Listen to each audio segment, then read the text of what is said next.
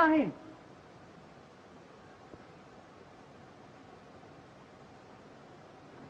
What is it, sir? Oh. Why, it's Mr. Robbins, sir. Fine. Young Sperling was here with him this morning. See if he's still around. Well, I called the district attorney. Yes, sir.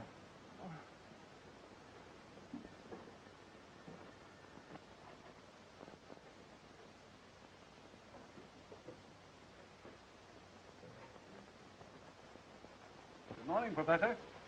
How are you this beautiful morning? A terrible thing has happened. A young man, a friend of my niece's, has been murdered at my house. Try to calm yourself, Professor. I'll get Philo Vance on this at once. In the meantime, give me all the details you can over the phone. Well, in the first place, I thought I heard a... It's Mr. Markham, sir. He seemed rather urgent. Will you speak to him? Certainly.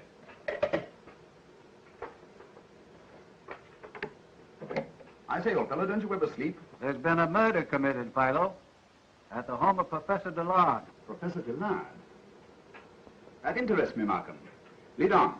A man named Robin was killed with a bow and arrow. Robin? Killed with an arrow?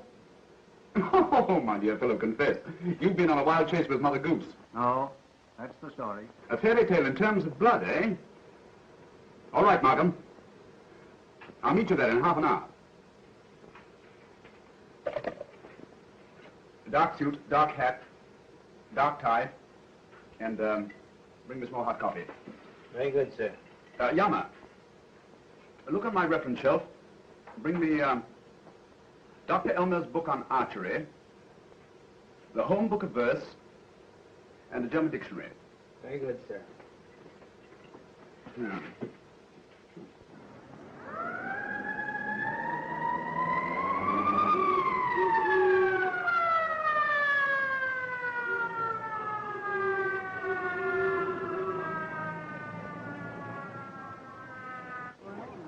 What do you know about this, officer? The body's in the yard, sir. Sergeant Heath is in charge. Says he has the case practically solved, sir. Come on, Dan.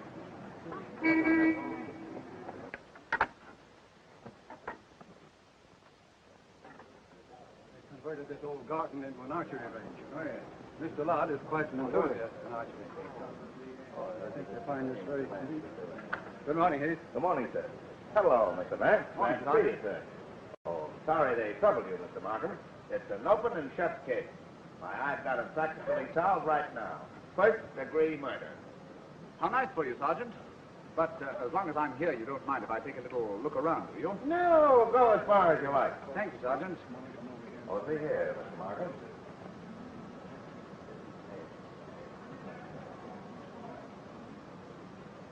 Sergeant. Yes, Mr. Vance. How about the bow that fired this arrow? Well, that was our one best bet. But one of the servants picked it up in the alley here and carried it into the archery room and gummed up the fingerprints. What have you done about Sperling? Oh, we got his address. He lives up Westchester way. A couple of my men are bringing him here now. Very good. Oh, officer. Yes, sir. Would you mind illustrating a point for us? Not at all, sir. Now, when I touch you with my stick, I want you to fall over backwards as if you've been hit in the heart with an arrow. Yes, sir. Now stand just where you are. That'll do. Thank you. Ready? Yes.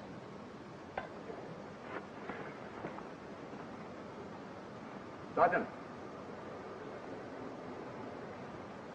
you will notice that the first instinct of a man shot in a vital organ is to draw in his arm towards the wound. His legs are doubled up. You will also notice that his hat has fallen at his head. Now, Sergeant, in Robin's case, the arms and legs are straightened out, and his hat not only lies at his feet, but is a good foot and a half away from him. All right, officer, that will be all. Thank you. Now, we're wasting our time, Mr. Markham. What's the good of all these theories? Sperling's the boy we want, and when my men bring him in, the case will be closed. Why, Sperling was probably in love with the Dillard girl. Had a scrap with Robin, grabs a bow and arrow, follows Robin outside, shoots him through the heart, and beats it. Sergeant, you're much too trusting for this deceitful world. If everything happened as neatly as that, life would be very simple and very dull. Yes, but Philo... Now, wait a minute, Margaret. Don't ignore the fact that Robin was facing the arrow and therefore would have had time to cover himself. Oh, by Jove, I've overlooked something. When a man is stabbed in the heart, there is almost sure to be an immediate flow of blood, especially when the tip of the weapon is larger than the shaft. Yes, that's so. It's quite possible, Sergeant, that you'll find some blood spots on the floor of the archery room. Look and see, will you? See here, Vance. What's in your mind? Oh, numberless things. But they all boil down to the notion that Robin wasn't killed with a bow and arrow at all. Hang it all, Mr. Vance, you had the dope all right. There's a dark stain on the cement floor, and the coroner here says it's human blood. Good morning, Doctor. Good morning. Say, you fellas must have an arrangement with these people. Every time I have a day off, they go and get themselves murdered. And a nice, fancy murder you picked out for me this time. If I were you, Doctor, I should examine the base of the skull for a bad fracture. Why, your suspicions were right, Vance. The skull is fractured, and badly, too. Looks like he'd had a crushing blow. The professor and his niece are ready for you in the archery room, sir. All right, Sergeant, you're in charge. Yes, sir. Oh, Sergeant. Yeah. Just because this case looks so simple, I trust you haven't neglected to take your usual excellent photographs. Why, certainly not, sir. They're being developed right now. Thank you, Sergeant. Hey, come on, you guys. What's the matter? Get busy and take these pictures. What's the idea? You just spending the day here or something?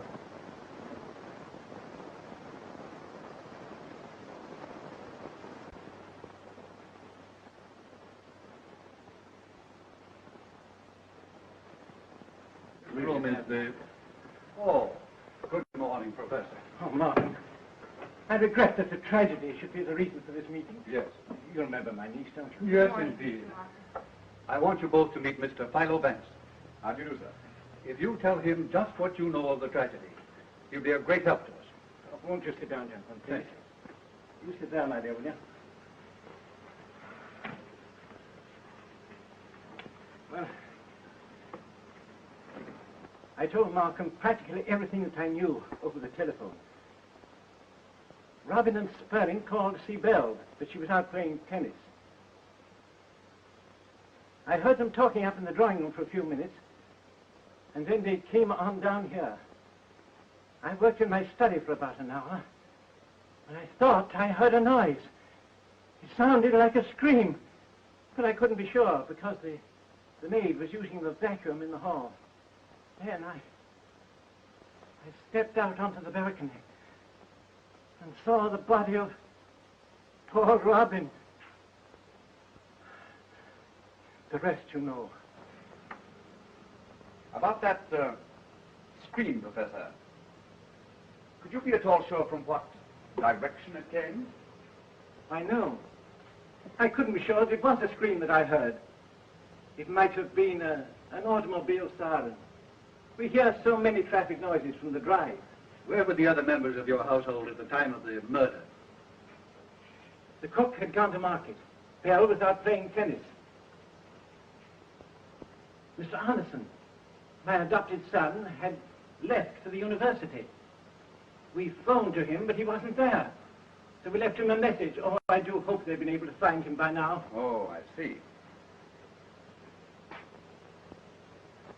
I say, there's an arrow missing here. That's strange. It's been taken in great haste, too. This holder has been badly bent. Poor Cock Robin. Cock Robin?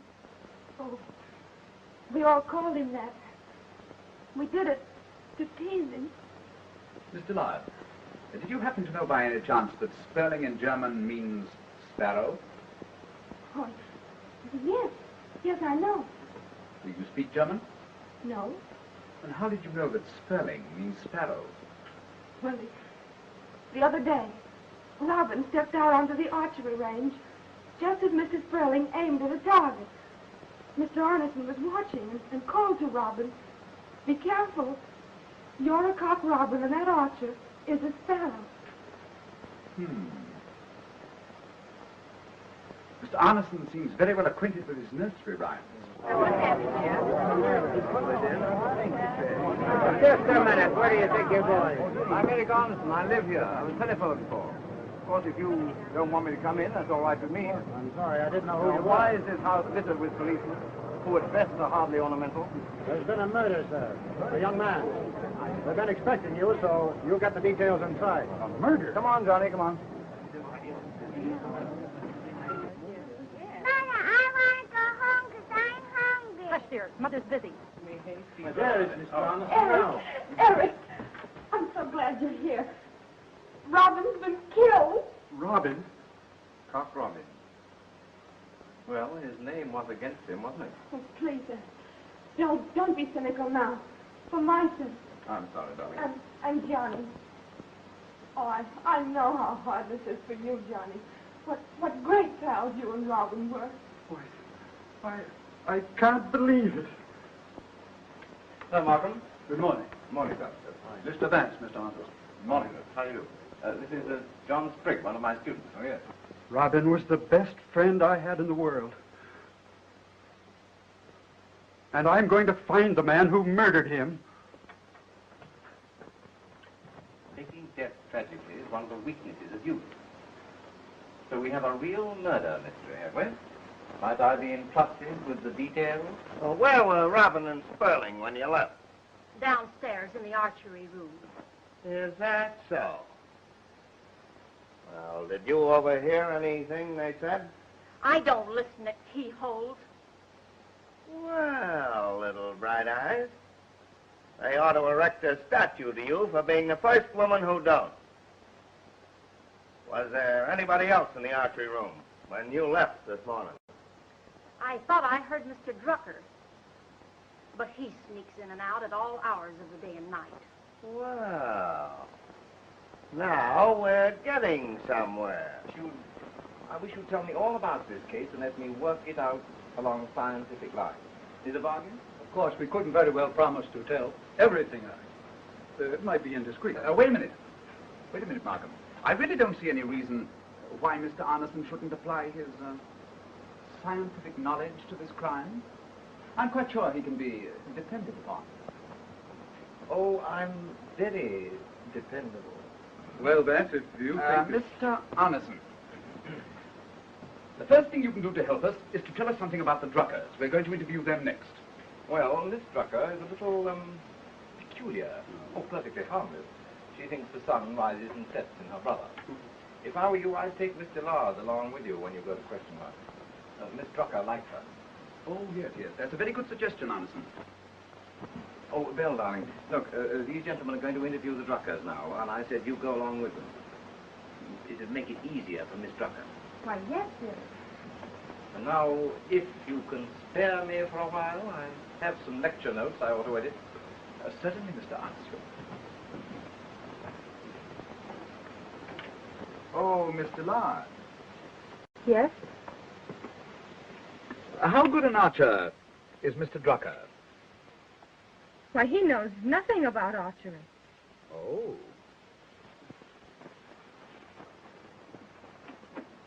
Mr. Drucker is hardly the type to be interested in archery. When you see him, Vance, you'll understand. Tell me, Miss Dillard, is Miss Drucker an invalid? No, not exactly. You see, one day when they were children, she let her brother fall. He injured his spine and became a cripple. And from that day on, her entire life was ruined. Well, it affected her so deeply that she hasn't been able to leave her room since. Where is Miss Drucker's room located? Her room is the one with the bay window. She sits there a great deal and watches us at archery practice. You know, Uncle says her condition is a sort of insanity of tenderness. Does Mr. Drucker reciprocate his sister's tenderness? Well, please don't judge Mr. Drucker too harshly. He's had so much to bear, but we know him well and are fond of him. Yes.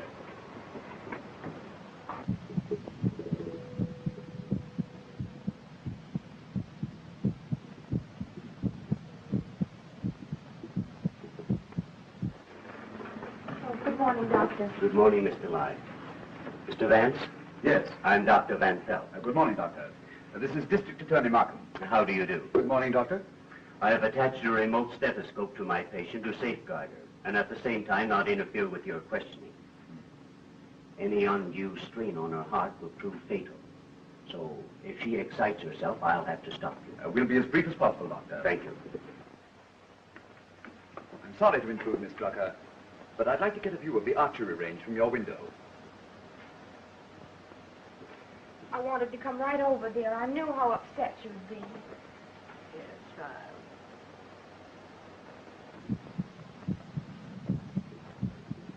Miss Drucker, as your window has such a clear view of the archery range, we hoped you might be able to help us. No. I saw no one. I haven't looked out of my window all day. It's most unfortunate. Had you looked out of your window this morning, you might have seen who killed Mr. Robin. With a bow and arrow. An arrow through the robin's breast.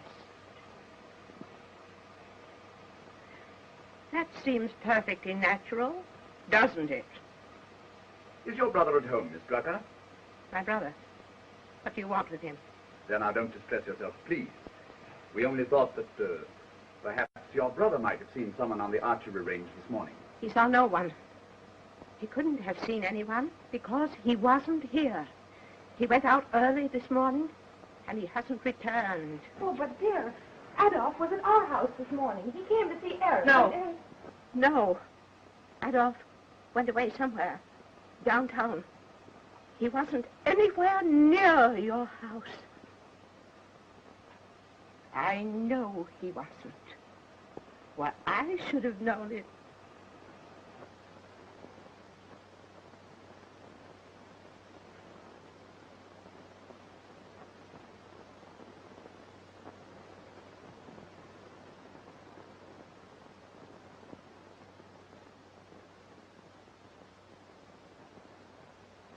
Mr. Drucker, we were just speaking about you. Merely as a matter of form, would you mind telling us where you were between 10 and 11 this morning? The hour of this morning's tragedy.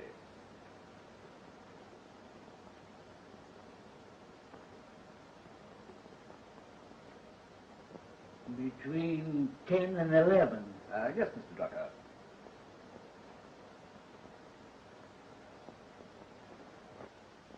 What did you see? What do you mean? I mean, it was about that time when I heard a scream in this room. You didn't. No. I didn't scream. I didn't scream. I'm sorry, gentlemen, but I'll have to ask you to conclude this interview now. All right, Certainly, Doctor. If you don't mind, I'll stay with Miss Drucker. Mr. Lard. Goodbye, Miss Drucker. Thank you. I wonder if you'd mind coming with us, Mr. Drucker.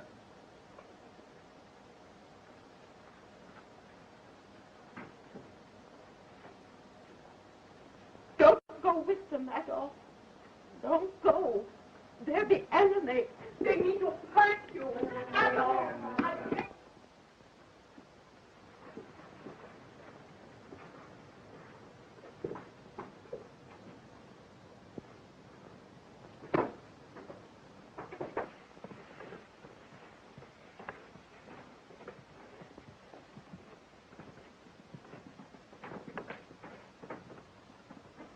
Oh, Mr. Drucker, just what did you do when you visited the Dillard home this morning? I went down in the archery room and glanced over the magazines. There was a chess problem in one of them, and I sat down and worked it out. Are you interested in chess, Mr. Tremendous. But this This particular problem was easy to solve. It took me less than half an hour. Oh. Then you must have been in the archery room when Mr. Robin and Mr. Sperling came there this morning.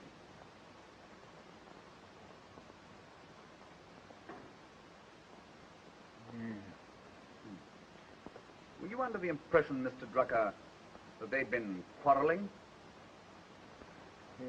Now that you mention it, there did seem to be a coolness between them, but I left the room almost immediately after they entered. Anyhow, you're quite sure that you heard your sister scream at the hour of the murder this morning? What are you driving at? I tell you, I heard her scream. I don't care whether she admits it or not. I was in my room at the time of the murder, and you can't prove anything different. What has her scream got to do with the murder anyway? Didn't she tell you she saw nothing? All right, Mr. Drucker. That will be all for the present, thank you.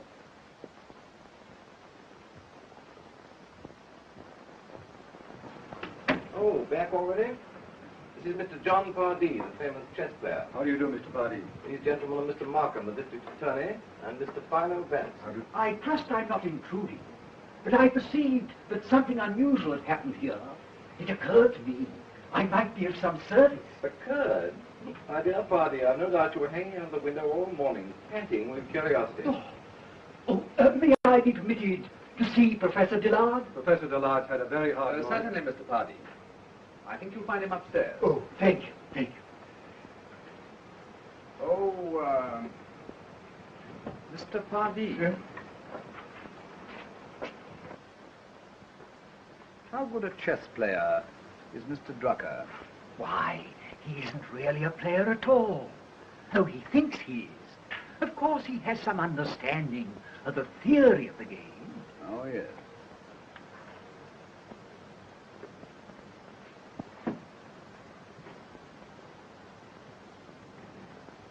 If I can be of any assistance, I shall be very glad to see the murderer brought to justice.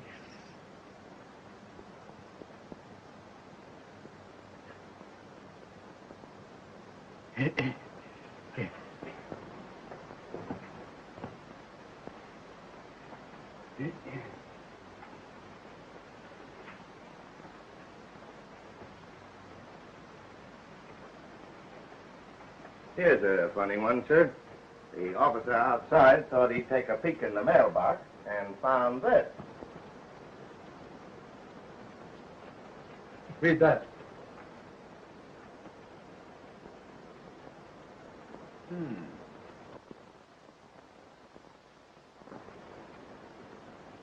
Is there by any chance a typewriter in this house? No, never has been one to my knowledge. Thanks. The bishop. Dear me, I hope the church isn't involved in this mystery. That would be embarrassing. Some crank wrote that note, Mr. Vance. Don't forget, Sergeant. This crank of yours would have to know a good many details. He would have to know that Robin's middle name was Cochrane, that he was presumably killed by a bow and arrow, and that Sperling was with him around the time of the murder. Well, that's what I said. And you tell that to the sergeant. We got him, Sergeant. He beat it straight home from here and was packing up when we walked in on him. Said he was going on a weekend trip. Well, young fella, thought you'd get away, did you? Oh, you're one of those silent lads, are you? Say, we'll have you talking so much that Lockjaw will look like a case of St. Vitus dance. Shall I send him to headquarters, sir? Perhaps Mr. Sperling won't object to answering a few questions, sir. Mr. Sperling, what time did you leave here this morning? About 10:15. And Mr. Robin? I don't know what time Robin went. Say, look here. What's this all about anyway? Oh, Mr. Robin, was murdered here this morning around 10 o'clock. Robin murdered? Who killed him? We don't know. Yet, he was shot through the heart with an arrow. Mr. Sterling. Would you let me see your right hand? No. Easy now, easy. What?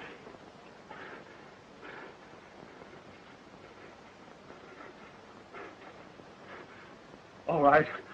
I took that hunting arrow down. Robin and I had an argument about it. And I cut my finger doing it, too. But that doesn't say that I killed him. Oh, no, of course not. Hey, Mr. Sperling. If you left here at 10:15, what were you doing between then and 11 o'clock when you took the train to Westchester? I was sitting in the park. Oh, twittering to the little birdies, I suppose. What were you doing there? Feeding nuts to the squirrels. Nuts?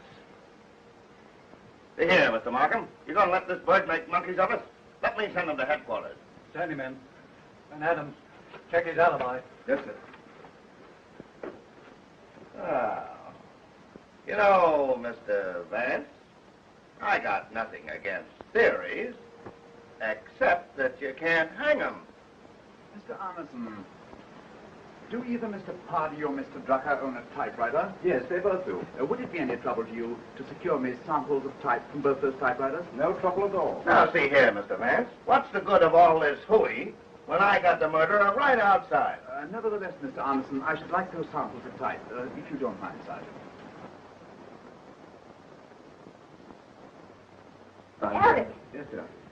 how can you sit there calmly and discuss books and theories and formulas when right outside this house that poor boy was murdered? Doesn't it mean anything to you? My dear, don't you see that I'm doing it for your sake? You must put Robin out of your head. Cruel and unnecessary as his death seems. Life is cruel, but what can we crawling microbes do about it? Not that you aren't a very charming microbe, I know, I'm just terribly nervous, that's all. If only I could do something to distract my mind. I wish I could take you out somewhere tonight, but unfortunately I promised Markham and Vance that I'd meet them at the Stuyvesant Club. Oh, but why must they drag you into this? Why can't you keep out of it, Eric, please? It frightens me. My dear child, Eric is quite right. After all, what have we to fear? Well, what is it?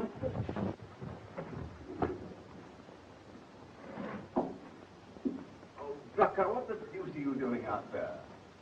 I am looking for the blunt instrument that was used to bash in Robin's head. If I can only find that, I've got a theory that'll surprise all these experts. The scientific mind, Arneson, that's what counts. Aha, competition. Another scientific mind on the trail. I'm too nervous to sit here any longer, dear. May I be excused, please? Certainly, my dear. Good night, darling. Oh, you startled me. You always slip into a room so quietly, no one ever hears you. Oh, my dear, you mustn't be rude to Mr. Pardee. Oh, I'm sorry. Pardon me. I'm a little earlier than usual. Good night. Good night, dear. Oh, Arneson, I've had that quotation typed you asked me for. I hope it's the right one. Thank you, that's quite right. Good night. Good night, my boy. Won't you sit down, Pardee? Oh, thank you. Have you had some coffee? Thanks. Help yourself. I wonder why Arneson asked me for that quotation. He hardly looked at it. I really don't know. No, Markham, I can't quite agree. Well, Good evening, Eric. hello, Arneson. So the great brains are hard at work, eh? I felt the vibration as I entered the room. Won't you sit down? Thanks, I will. Have a cigarette. Thank you. The juvenile Sherlock Holmes, not to be outdone, has been collecting typewriter specimens. Good. Thank you. Now, let's see.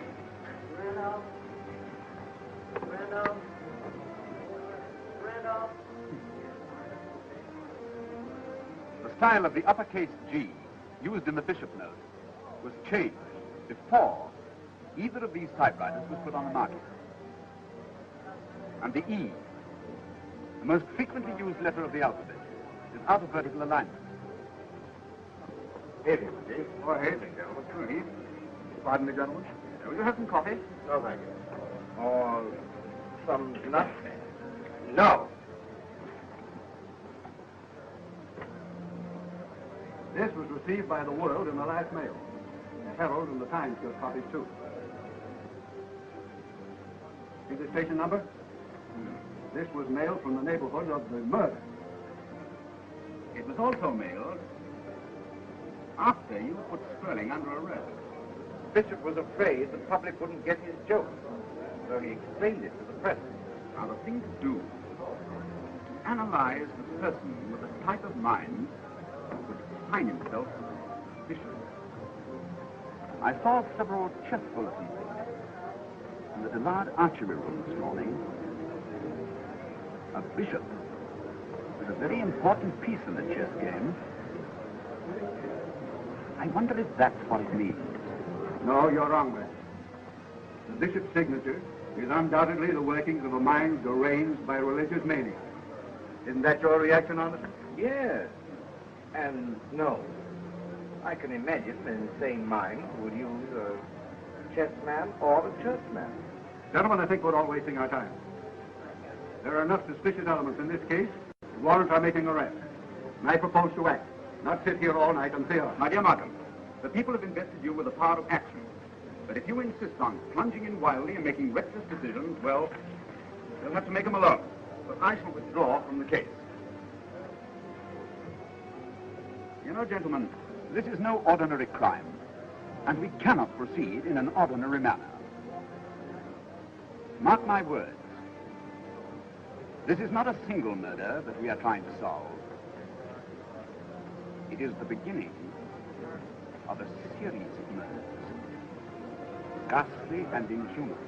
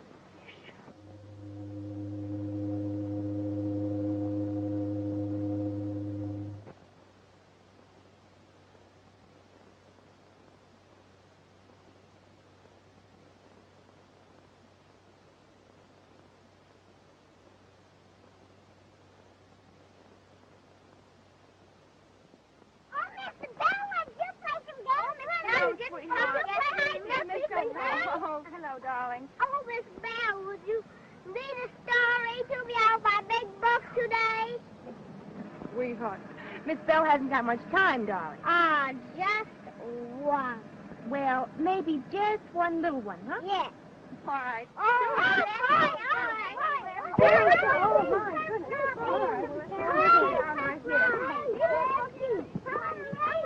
Oh, who said I was going to read to you, huh? Who said so? All right, well, fine. That's it. Oh, boy, we want to hear, don't we? Hello, darling. Everybody's here today, huh? Yes, darling. Well, tell me now, what would you like to hear, huh? I'd like to hear Jack and Jill. Oh, all right. I'd like to hear Little Pete Robin. I'd like to hear Cinderella. Well, now, here's one. Here we go. All All right, now, listen. I don't like that. Listen, everybody must keep quiet. Jack and Jill went up the hill to fetch a pail of water. Jack fell down and broke his crown, and Jill came tumbling after.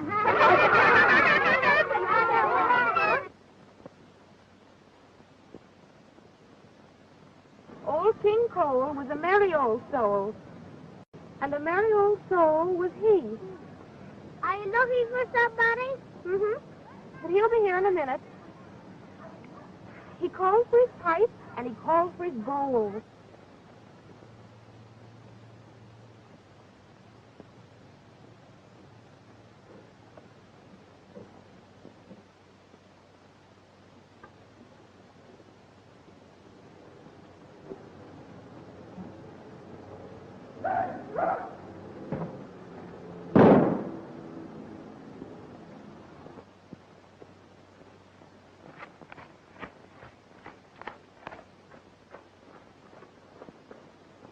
Little Miss Muffet sat on a trumpet, eating her curds and whey. When along came a spider and sat down beside her and frightened Miss Muffet away. Eric, you frightened me. I'm sorry, darling. I'm just a clumsy brute. Oh, the bell got a bow. Oh, the bell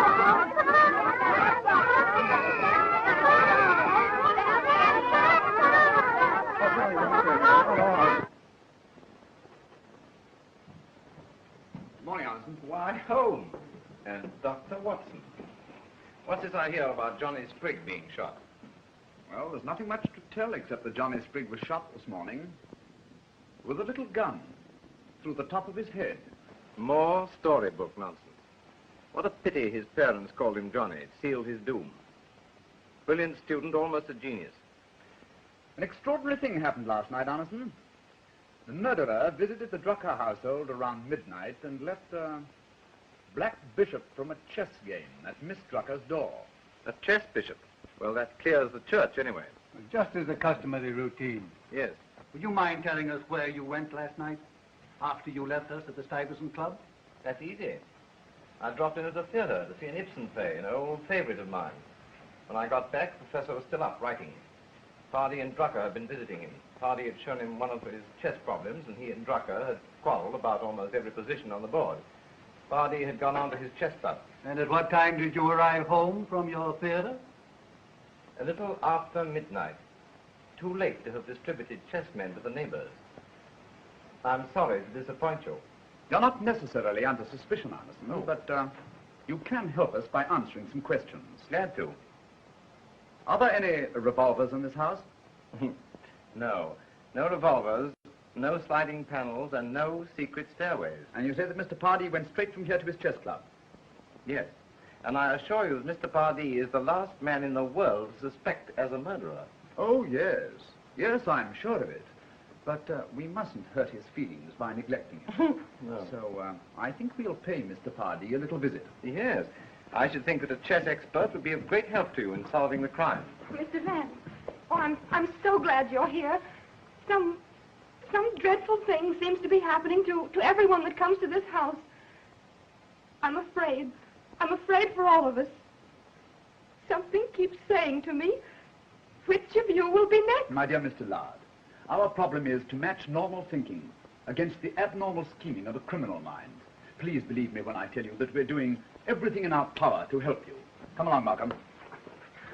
Eric, oh, if only you could take me away someplace. I only feel safe when I'm with you.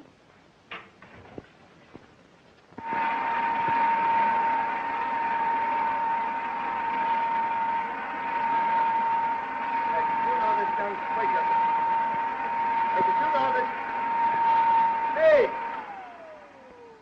Did you know this young Sprigg that was shot this morning?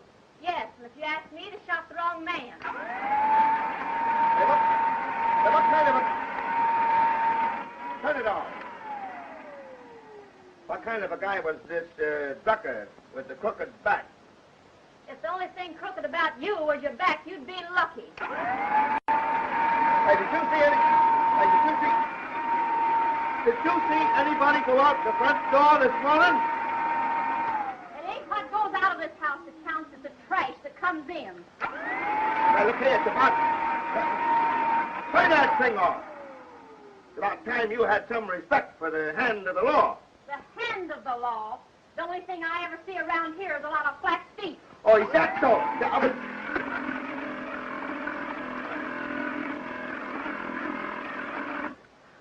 Oh, yeah?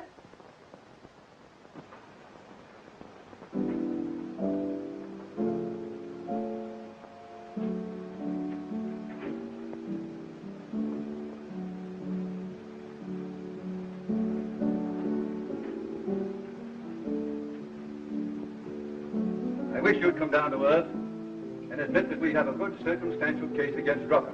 I'm not so sure that we have. Who else could have done it? Sperling's out. His alibi sounded crazy, but it was okay. Feeding nuts to squirrels. And so he was. He left enough peanut shells to have fed an elephant. That's a pretty little thing you're playing, Mr. Vance. One of my favorites. It's the Nutcracker Suite by Tchaikovsky. Oh, Tchaikovsky. Yes. I don't know. You may be right, Markham. But my chief objection to your conclusion is that the case against Drucker is too easy. I wish I had more cases that were too easy. Remember, our criminal is super sane. His acts are not senseless. They are hideously perfect and precise. Consequently, that same mind would never permit the case against him to appear as easy as our case appears against Drucker. How are you going to reconcile Mother Goose rhymes with a super sane mind? The grim humor of an intellect which says cynically, behold, this is the world you take so seriously. Life is a child's game, hardly important enough to make a joke about. You'll find that's a sound theory, Markham. Well, theory sure makes swell talking, Mr. Vance. But when it comes to action, give me facts. It ain't what you imagine that counts then. It's what you see. Right. Right as usual, Sergeant. But it all depends on what you see. For instance, I can see that tonight you took a young lady out to dinner. That you didn't have enough money to pay the bill. That when you told her you were coming on here, the young lady became tearful, and you promised to join her later. Oh, come now, It's Vance. all quite simple, Markham, really. I know that he took a young lady out to dinner because he shaved since this afternoon. You didn't have enough money to pay the bill, and wrote a check to cover it. For there is an ink stain on your finger, and you're otherwise immaculate. I know that the young lady became tearful, and that you wiped away her tears, for there is a smudge of mascara on your handkerchief. You promised to join her later because you've been looking at your watch ever since you arrived. Theory, my dear Sergeant. All theory. Well, at least you wouldn't mind if Sergeant Heath brought Drucker here tomorrow morning. Then we can find out what he knows and act accordingly. No, not at all. Not at all. Well, I guess I'll be going before you tell me what I did last night. Have something before you go, Sergeant. It's right there. No, thanks. It's too easy. Ha, ha, ha. Nevertheless, Markham, he is the finest sergeant you have in your force. Indeed he is.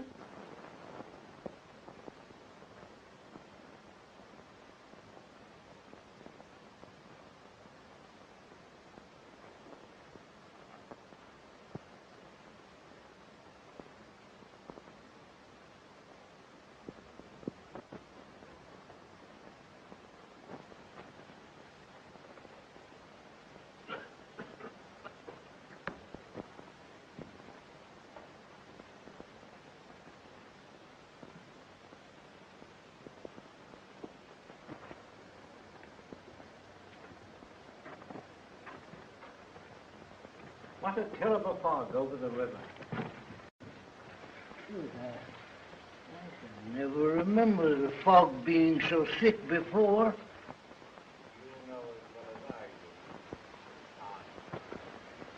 Confidentially, Professor, don't you think that Pardee has been acting rather peculiar of late? You know as well as I do. Pardee was always strange. He's worse than ever.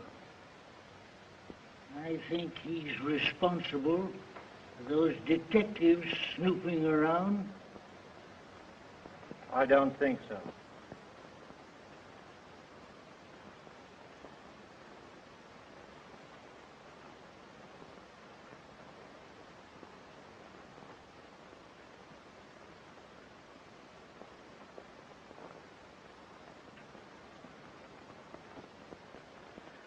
The fog's getting worse.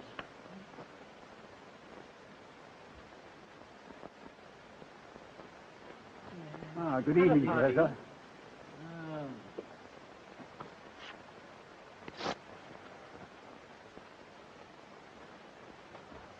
A fine way for a grown-up guy to earn a living, ain't it? Playing around here in the fog. Aren't you neglecting your chess this evening? You shouldn't forget that practice makes perfect. It would hardly be of much use to practice, my dear Drucker, without you to hang over my chair and criticize my moves as you do so brilliantly. Yes, well, a little criticism won't harm you. No, gentlemen, gentlemen, please.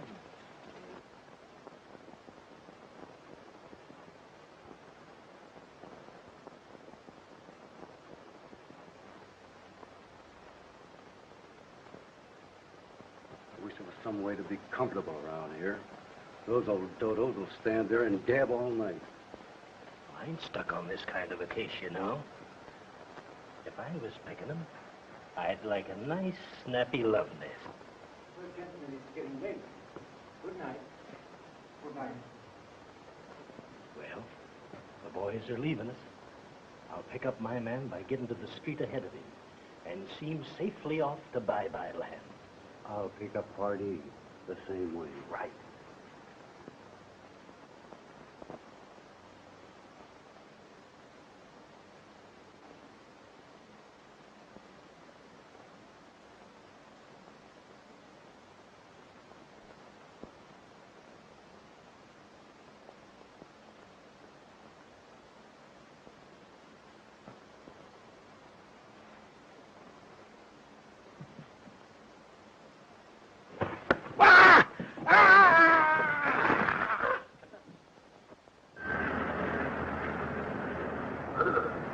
Some kids in the park found the body about 7 o'clock this morning.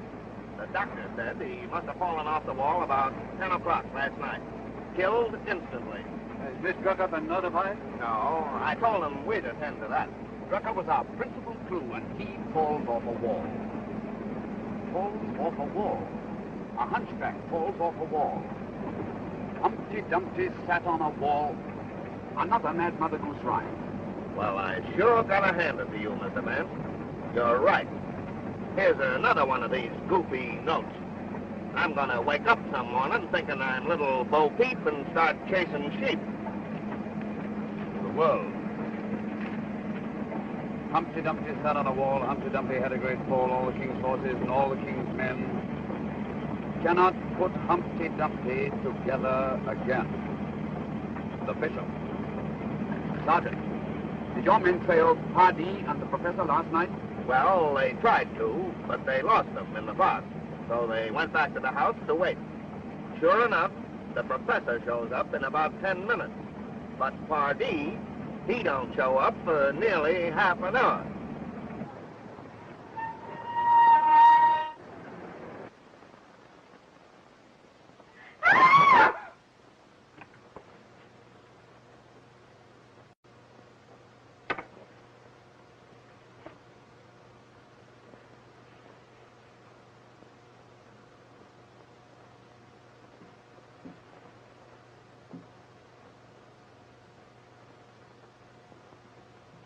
Miss Drucker is dead. Her poor heart gave out. Some sudden shock. She must have known. If we knew the exact time, it might help us. I should say it was within a few minutes of her brother's death. Miss Menzel, what time did Miss Drucker usually go to bed? 10 o'clock, sir. It was the doctor's orders. May heaven forgive me. I sent off last night myself.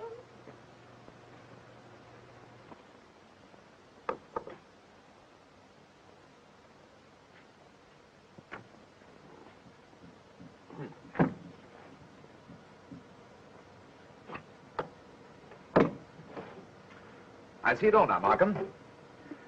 Miss Drucker went to take her medicine before retiring. Found her water carafe empty.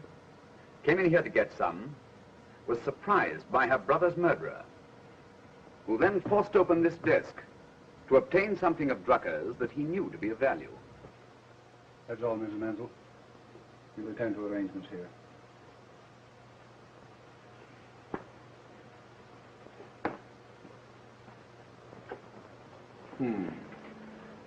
I've asked Sergeant Heath to bring Mr. Pardee over here. If you don't mind, Professor, I'd like to question him before you. Oh, I hope nothing that I have said will cast any reflections on Mr. Pardee. I should be terribly distressed. Not at all. Merely a formality.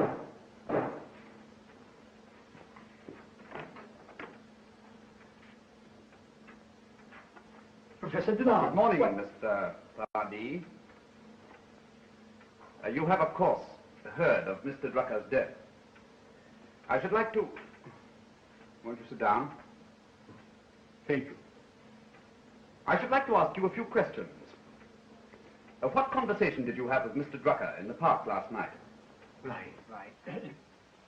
I went for a stroll in the park, and meeting Professor Dillard and Mr. Drucker, I stopped for a moment, not wishing to appear rude.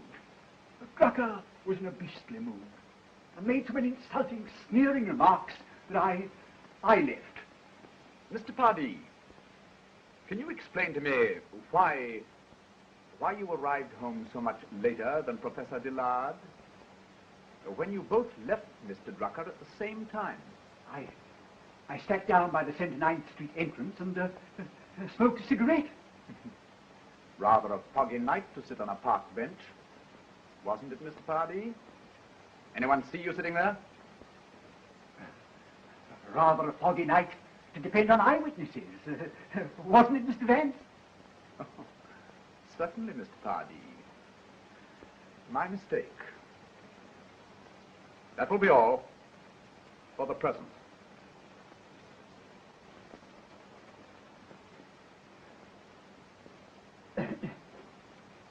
Dear me, dear me. This has been a wretched business for you, but I think it'll soon be over. I just heard the sad news. Frightful business, isn't it? The Drucker is wiped out, and more storybook nonsense to boot. Oh, Eric, please. May I be excused? Certainly, sir. Certainly. Sergeant, he tells me that one of his men saw you walking toward the park last night around 10 o'clock. That you didn't return for an hour. Just as a matter of form. To please the sergeant here. What were you doing in that time? I mailed a letter at the other end of the park. Yeah? Well, where was the letter addressed? So we can be sure that it gets there safely. China. China? Ha! A classmate of mine is an instructor in the University of Peking. Anderson? Yes. What was the scientific formula that Drucker was working on? Oh, a tremendously important thing. It would have made him famous and rich. He kept a notebook, I suppose? Yes, a very complete one, and never let it out of his sight. The whole theory was in that little book. That must have been what was taken from the top drawer of the desk in Drucker's bedroom at 10 o'clock last night.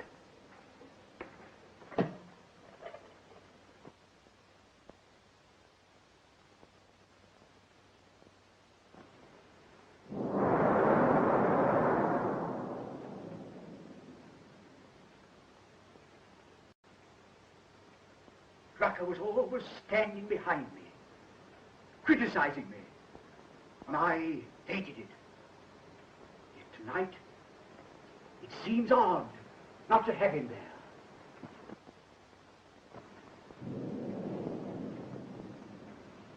I've looked round half a dozen times, expecting to see him there, to feel him leaning over my shoulder. Perhaps the fact that you disliked him so in life makes you regret his death the more. No one knows the intricacies of the human heart. Why don't you go to bed early and try to relax? Yes. Yes, I believe I will.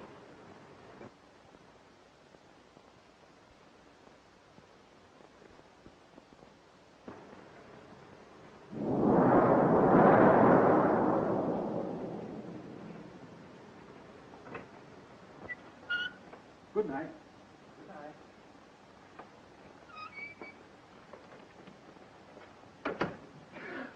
Oh, you. It's raining outside, sir. Will you permit me to escort you across the street? Oh, thank you. It's very good of you.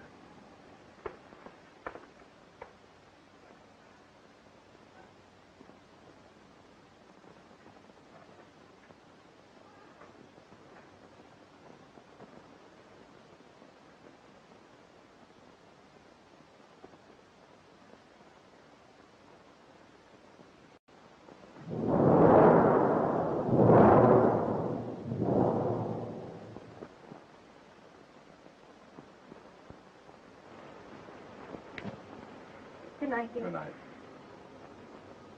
Eric, are you sure the house is safely locked up? Why, of course, dear, it's all locked up. Nobody can get in. You can rest easy. Eric, who has the key to the attic door? Well, I don't know, darling. No one's used it for years. Fine, I suppose. Why? Well, I heard a strange tapping noise there last night. Nonsense, dear. It couldn't be anything but pigeons. Now, will you go to bed like a good little girl and stop imagining things? You're not nervous with me so near.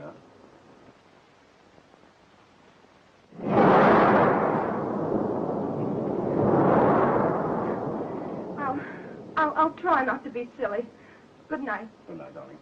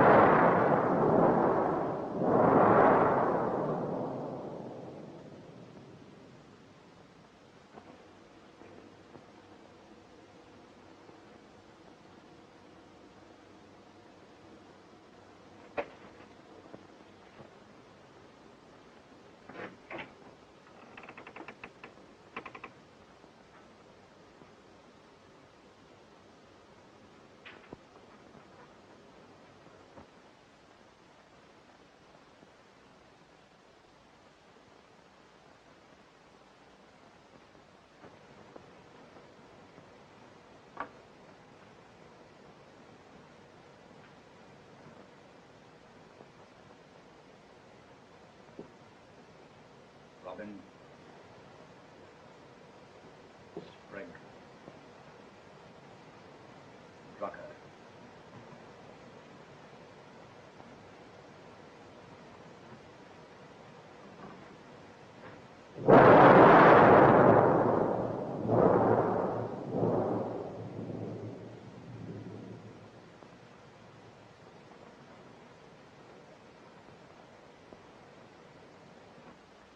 When the gong sounds once, it will be exactly midnight.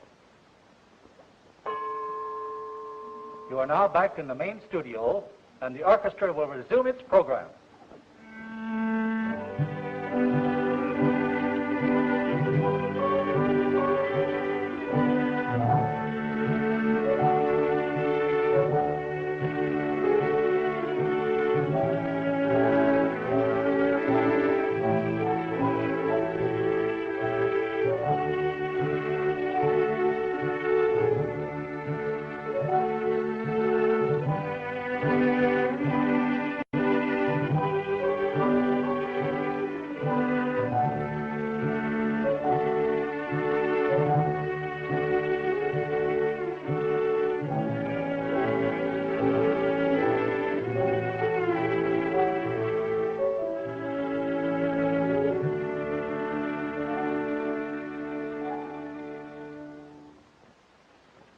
Very well, Mr. Markham. That's all.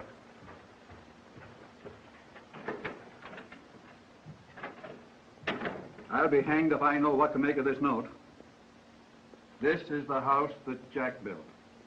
The bishop. Well, we'll go ahead serving our warrant for Pardee's arrest and worry about this note later. Is the car waiting? Yes, sir. There's your warrant.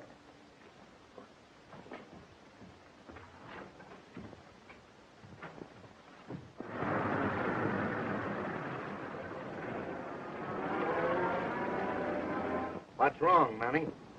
Mr. Vance is inside, waiting for you. Said he'd explain.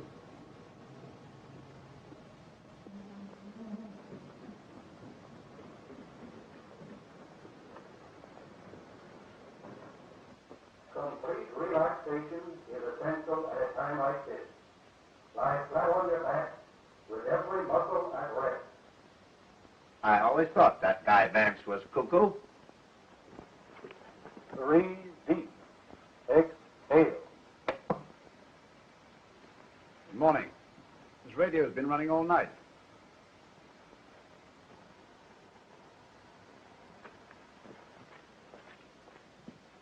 And now, Pardee. How did you know about this, Vance?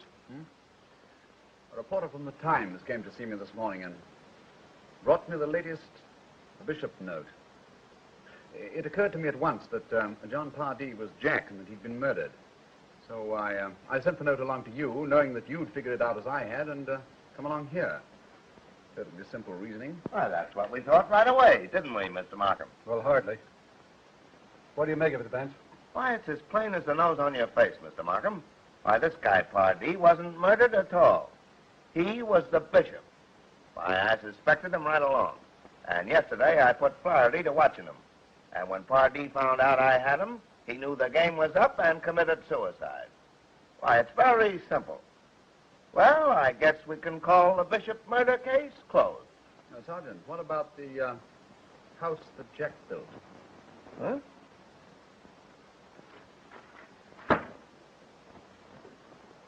See, it collapsed when I barely leaned against the table. And yet, it didn't topple over when Pardee fell across it. Well, what of it? Don't you understand? The house of cards was not built by Pardee, but by the murderer, after Pardee was killed. Well, that's just what I thought.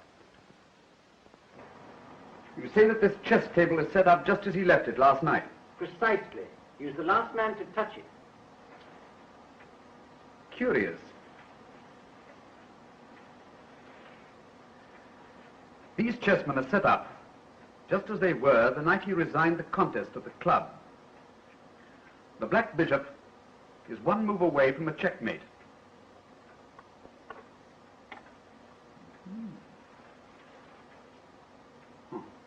Well, we mustn't detain you any longer, Professor. No, he's had a very trying day. I'm sorry Mr. Arneson isn't here tonight. Some of the students are doing an Ibsen play, and you know Arneson's passion for Ibsen. The Pretenders is the play they're doing tonight. Oh, yes. I've just been reading it over again myself. Oh, am I intruding? Good evening. No, my dear, come right in. Mr. Vance and Mr. Markham were just leaving. They've been asking me if I had any opinion to give on this tragic affair. I feel as if we were all living in a dreadful nightmare and couldn't wake up. Mr. Vance, do you, as a student of human nature, share Mr. Arneson's enthusiasm for Ibsen? Well, I've read Ibsen a great deal, and there can be little doubt that he was a genius of a high order, but I think he has his superiors. Well, I know Mr. Arneson would enjoy talking the play over with you. The Pretenders, you know, is his favorite. Well, since you're unable to throw in a new light on this mystifying affair, I think, if you'll pardon us, we ought to be going. Good night, Mr. Lard. Good night, sir. Good night, Professor. Good night. Oh, I think I'll stay here for a while, Uncle. I'm too restless to go to bed. Well, my darling, you must remember that when one is young, all wounds heal, and in time are forgotten. Good night, darling. Good night.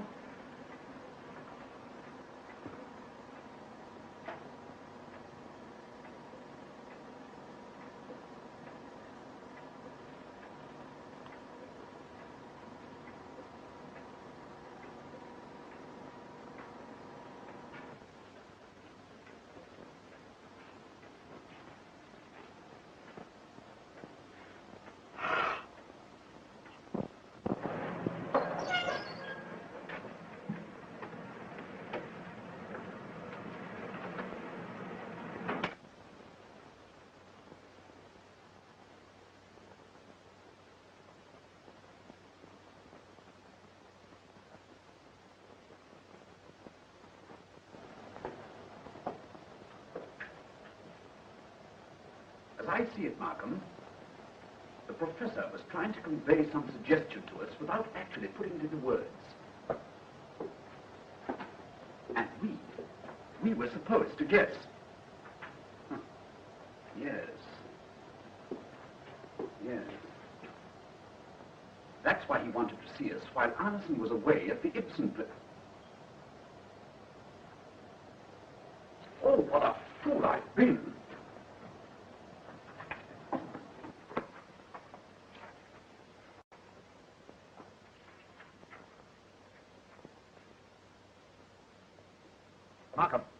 Markham, come here, look at this. Arneson. Bishop. That's what the bishop meant. It had nothing to do with chess. He meant to tell us that Arneson was the bishop. Arneson. We haven't a moment to lose. We've got to get back to that house at once. You're right, Markham.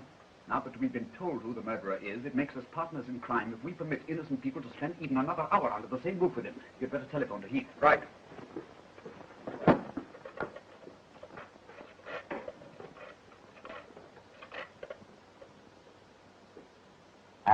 Heath, meet us at the Dillard home at once.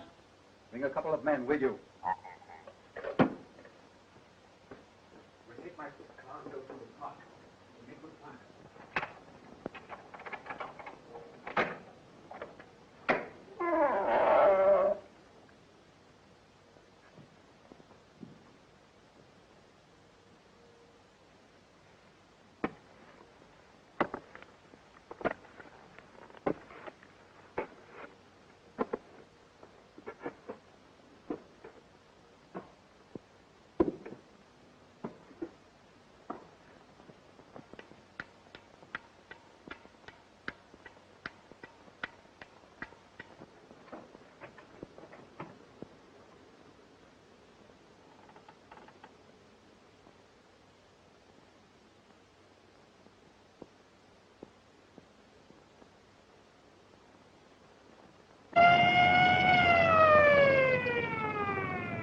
George. Yes, sir. Go through the 69th Street entrance. It's quicker. Yes, sir.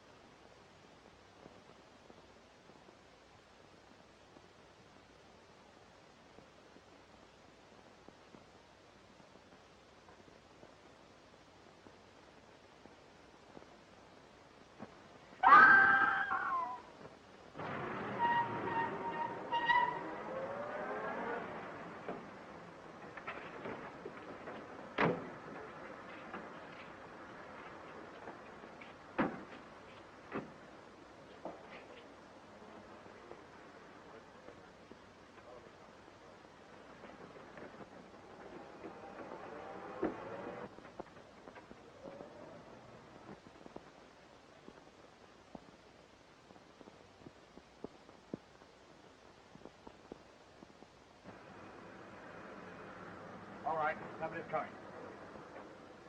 Forgive us, Professor, for breaking in on you like this. Why, what does this mean, gentlemen? We haven't time to explain now. Every moment of delay spells danger. Yes. Come in, gentlemen, come in. Put your hats down there, will you, please? We want to see Mr. Arneson at once. Fine. Yes, sir? These gentlemen wish to see Mr. Arneson. Go to his room and call him. Yes, sir. Mr. Vance found what was disturbing you. After we left here tonight, he showed me his copy of the Ibsen play you referred to. For days, that play has been on my mind. poisoning every thought. What does it mean? It means that you have led us to the truth. Professor Dillard! Mr. Arneson is not in his room, sir. Fine. See if Miss Dillard is in her room. Yes, sir. Please. I'm sorry, sir, but it's absolutely necessary. All right, fine. Yes. Oh, can't we keep the poor child out of this terrible affair? Her heart is heavy enough already. I don't see why we should disturb Miss Dillard, Vance. After all, it's Arneson we're after. Look here, Markham. It's too late to consider anyone's feelings now. With the information that we have on hand, we must not leave a stone unturned. Sir! Sir! Mr. Dillard's room has not been slept in. What? Then, Professor, much as I regret taking drastic steps, it will be necessary for us to search this house. Come on, Heath. By all means, anything. Anything, I will come with you. Yes, if you will, please. Now we get to this door. Arneson's room at the end of the corridor there. I'm very sorry. I don't know what to do. All right, fellas, you sit right with me. Go right ahead, Mr. Vance. You lead the way. Me and my men are right behind you. Now, which is Mr. Dillard's room? This one here. Heath, take one of your men and look around in there. Come along with me, Sweeney. And, Mr. Arneson's? That one there. Come along, Markham. Careful, Collins. Watch your step.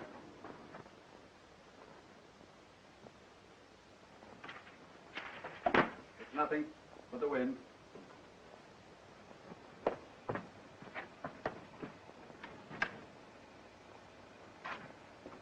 He obviously isn't here. All right, let's get through the rest of the house. I could have sworn that he didn't leave the house this evening. Can I do anything for you, sir? There's nothing in those two rooms, sir. Where does that door lead to? To the attic, but it's never used. Well, who has the key? Pine. Pine, bring the key to the attic.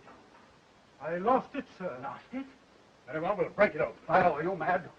You can't do that without a warrant. I'm going to search that attic if I have to spend the rest of my life in jail. It's all right, Markham. Mr. Vance must do whatever he thinks necessary. All right, Heath. Collins, Sweeney, break it down. Get to it.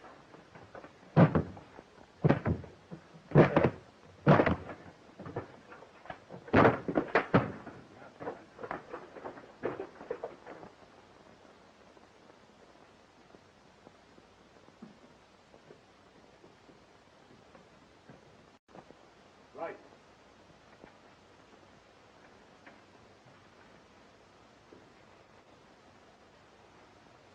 All right, hold it.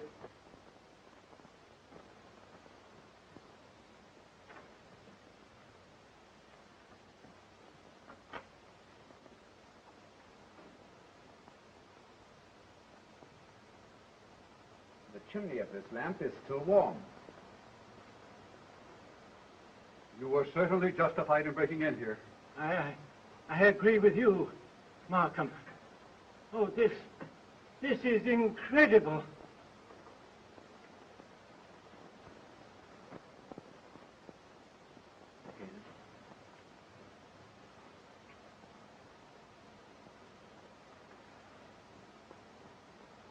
Now, this lamp was put here in order to use the light somewhere in this radius.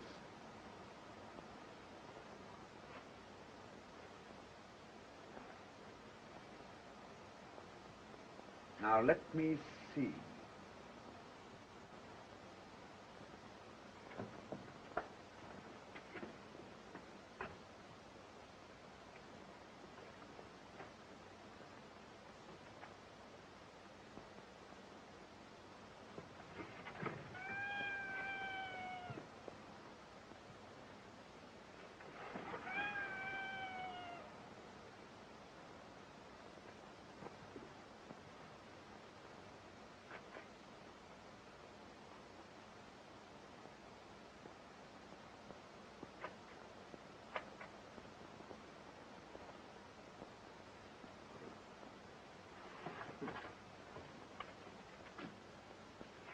And Arneson told you there never was a typewriter in this house.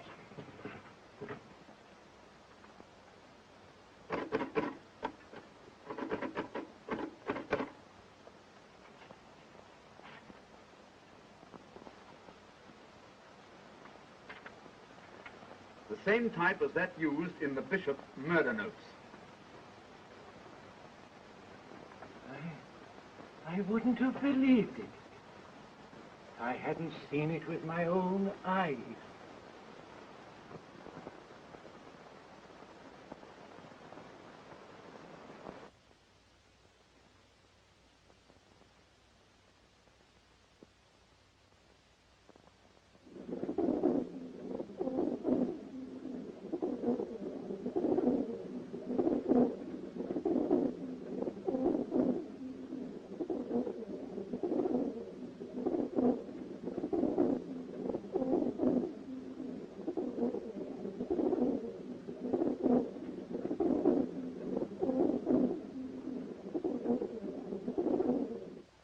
don't understand, Martin. Well, it seems that something... we can't accomplish anything more now.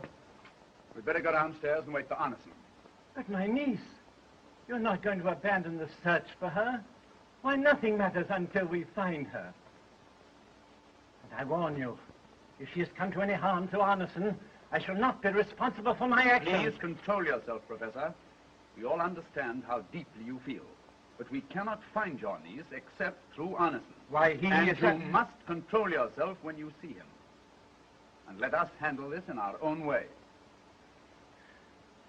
Oh. Very well. Gentlemen. Take charge of the typewriter, boys. Yes, sir.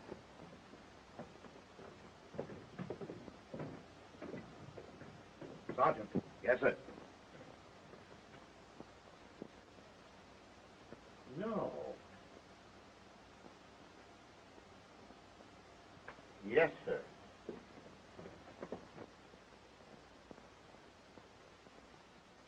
It's certainly a harrowing experience. I hope for all our sakes that Arneson will come back soon. Has it occurred to you that he may not come back?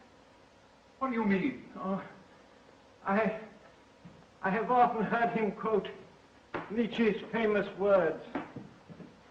One should die proudly when it is no longer possible to live proudly. You mean suicide? If he were convinced that the evidence against him was strong enough. Is Mr. Arneson in the habit of leaving the house at this hour of the night? Only during the last 2 weeks. Since then, he's been apt to disappear at odd hours. And reappear at even other hours. Careful, sir, careful.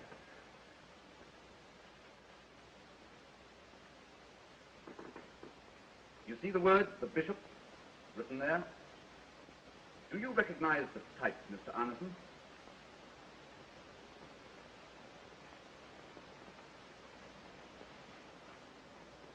I thought so. We found the typewriter on which this was written hidden in the attic of this house. Well, I don't see that you have a cast-iron case against anyone at that. After all, a typewriter isn't a thing that only fits one person. You've got to do better than that, Mr. Vance. I assure you, Mr. Arneson, that we know who is guilty. Really, you almost terrify me. If by any chance I should happen to be the murderer, I should be almost inclined to admit defeat. But since you know who the bishop is, why all this palaver? Oh, Mr. Vance. You were right. The girl was in the cupola. Not hurt, but unconscious from shock.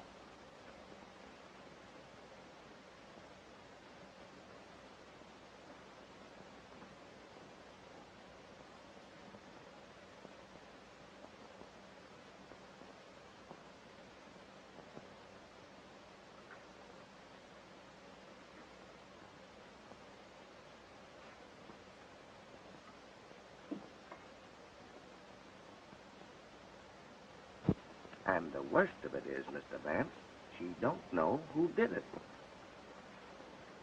Very good, Sergeant. Yes, sir. Well, Professor, it's been a very tiring night for all of us. And I'm sure we should be most grateful to you if you would offer us a glass of your excellent port. Oh, why, certainly. I'm not quite myself tonight. Thank you, sir. Markham? Thank you. I hope this horrible business will soon be over, for your sake. You're bearing up wonderfully. You'd put to shame a man half your years. Well? Since when have I been a teetotaler? Help yourself. All right.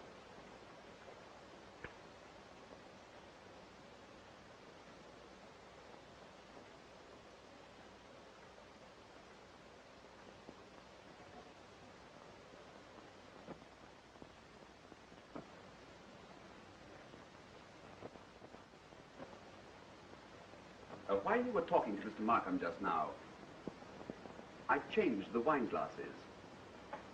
The glass from which you are about to drink is the one you prepared for Mr. Arneson. I trust it makes no difference to you. And what would you say if I told you that we had found your niece, and that in spite of all precautions, she recognized the man who seized her? And I had everything so perfect. It was so easy to keep myself innocent, and to throw the guilt from one to another until it struck. Well, I planned it from the beginning on you. You who robbed me of the only things that I lived for. My fame as a scientist. The affections of my niece. The only creature in the whole world that I loved.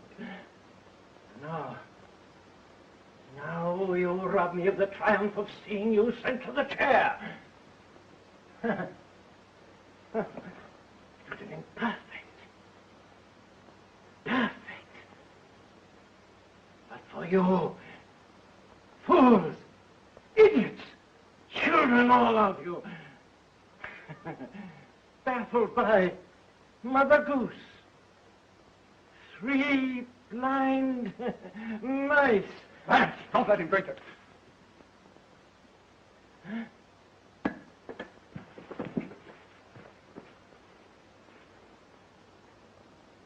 He's dead. Do you realize what you've done, Vance? This is murder. Here is the glass that he prepared for Mr. Arneson.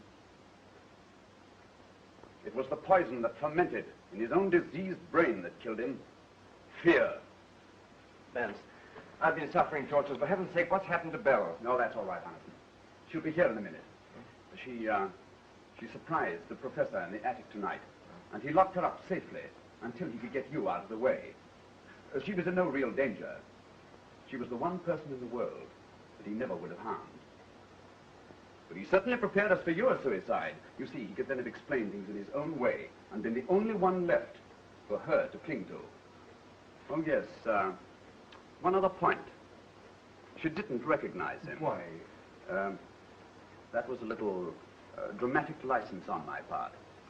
Arneson, I owe you an apology for the way in which I treated you. Oh, no apology necessary, old son. I knew you didn't have your eye on me. You gave me a terrible shock, but of course I knew that I had to play up. I didn't know just what you were after, but I tried to follow your cues as well as possible. I hope I didn't bungle the job. Play up? What do you mean?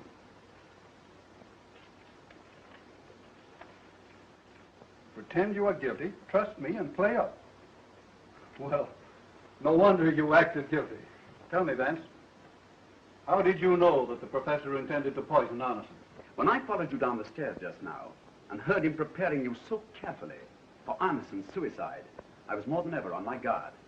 I gave him his opportunity by going to Heath at the door and watched him in this. Of course, I knew he hated me. He's been losing his intellectual grip. For months, I've been doing all his work for him, and he loathed me for it. Then, too, he felt that I was robbing him of Belle. But what diabolic hatred to kill 4 men in order to send me to the electric chair. Well, the 4 were not intentional, Arneson. He meant to hang only the Robin murder on you. But something went wrong. You had an alibi that he didn't reckon on. Sprigg was the next. That seemed to him the perfect crime. He was your pupil and close friend, and everything went off just as he had planned it. But then, he made the frightening discovery that Drucker had seen him kill Robin. Miss Drucker, too, perhaps. That knowledge destroyed what little sanity was left in his diseased brain, and he killed Pardee. He became a killer with one obsession: to see you convicted of these murders and paying the supreme penalty. Eric. Belle, my poor darling. Well, Mr. Vance, we did it again. Don't drink that, Sergeant. Why not? It's poison. And, I need it for evidence. Well, thank you, Sergeant, for your assistance. Well, you're a good detective, too, Mr. Vance.